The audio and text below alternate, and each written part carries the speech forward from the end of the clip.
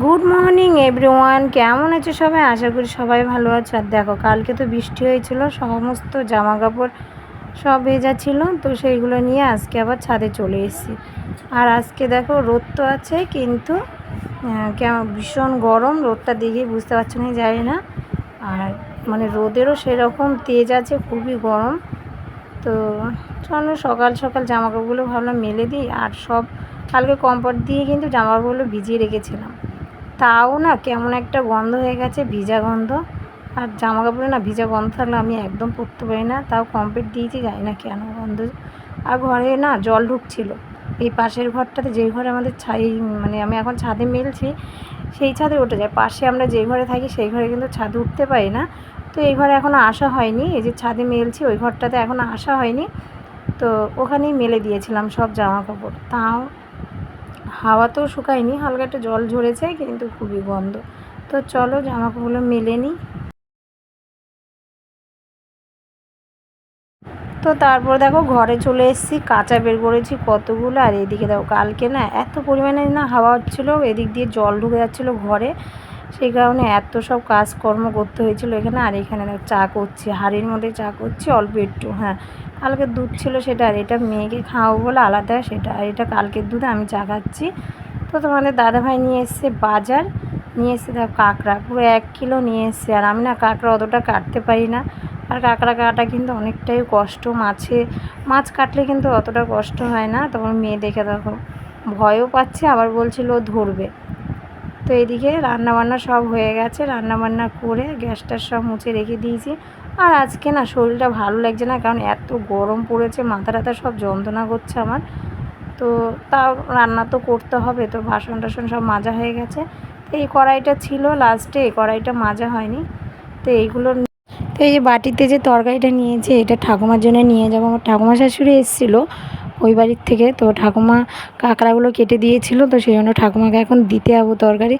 তো 1 কিলো কাঁকড়া তো সবই রান্না করেছি, কিন্তু 2টো তরকারি, একটা করেছি বেগুন, আর বেগুন দিয়ে, আর একটা পুঁই শাক কুমড়ো সব কিছু দিয়ে করেছি। তো যেহেতু ঠাম্মা কেটে দিয়েছে সেই জন্য দিয়ে আসতে যাবো। এইদিকে দেখো আমি কেটেছিলাম, কিন্তু সব ঠাম্মা কাটিনি, তো হাতটা না পুরো কেটে কেটে গেছে কেমন। এই যে ওই যে কাঁকড়া কাটলে যে কুসুমগুলো বের করে না, সেই কুসুম বার করতে গিয়ে আমার হাত কেটে গেছে।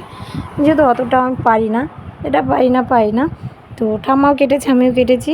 তো চলো ঠাম্মাকে এখন দিয়ে আসি, আমাদের বাড়ির থেকে একটুখানি দূরে, বেশি দূরে না। তো আমি দিয়ে আসবো এখন, পরে আর সময় হবে না। এদিকে ছেলে ভাত খাচ্ছে।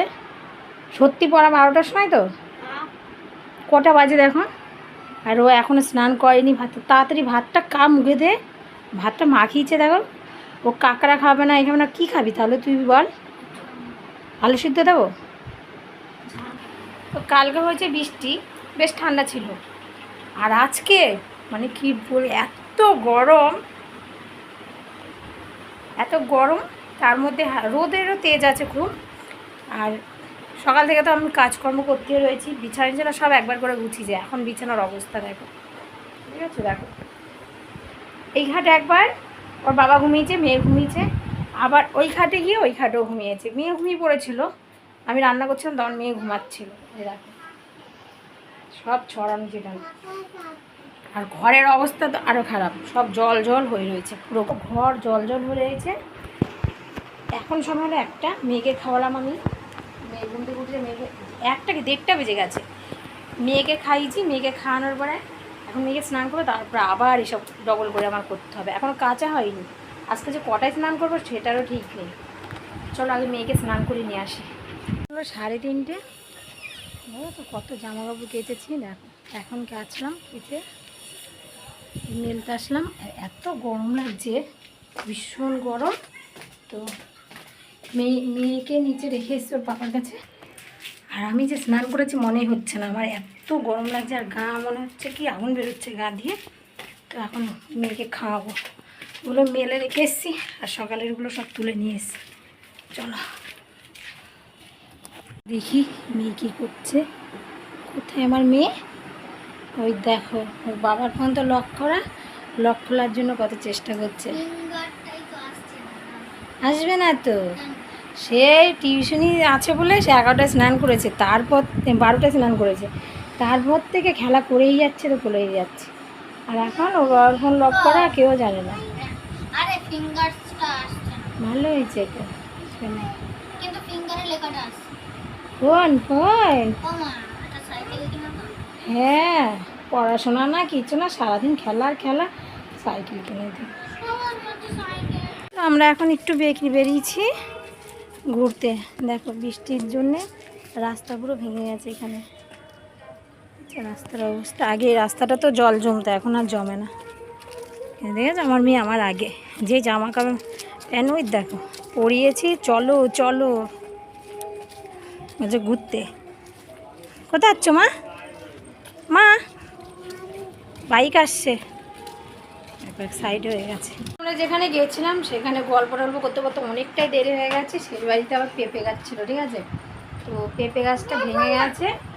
এই দেখো পেঁপে নিয়ে এসছি 1 প্লাস্টিক। অনেক দিন ধরে আমার পেঁপে খাওয়ার এমনিতে ইচ্ছে ছিল, তো আমাদের দাদাভাইকে আনতে বলেছিলাম, আনি না। আর পেঁপে মাখা কিন্তু আমার খুব ভালো লাগে। এই যে ছেলে পড়ে টোরে আসলো, ছেলের আজকে বিকেলে পড়া ছিল। দেখো ছোলাগুলো খেয়েছে। দাদাভাই এসেছে, দাদাভাইকে দেবে না, দেখো পুরো ঘরে ছড়িয়েছে। কি হয়েছে? কি খাবি? কিছু খাবি এখন? কিছু খাবি? এখন বাজে 8:30, তোমার দাদাভাই গেল ডিউটিতে, অনেকটা লেট হয়ে গেছে। ভাত বসাবো। পিউ তাকাও, দেবো, বলো কি নেবে তুমি বলো। সেই সন্ধ্যের থেকে শুধু লিপস্টিক মেখেই যাচ্ছে। শোনো শোনো, এদিকে আসো, কি নেবে তুমি? দেখো পিহিটা এনে সুভাষ থেকে শুধু লিপস্টিক বের করছে। কি নেবা বলো? তাকাও আমার দিকে, এদিকে তাকাও, কি নেবে বলো। কি কি কই? কি আছে? নেই তো। কই?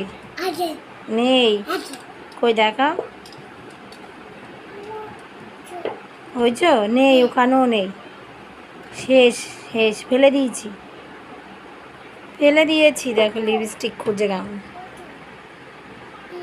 কোথায়? ওখানে, ওটা তো তেল তেল।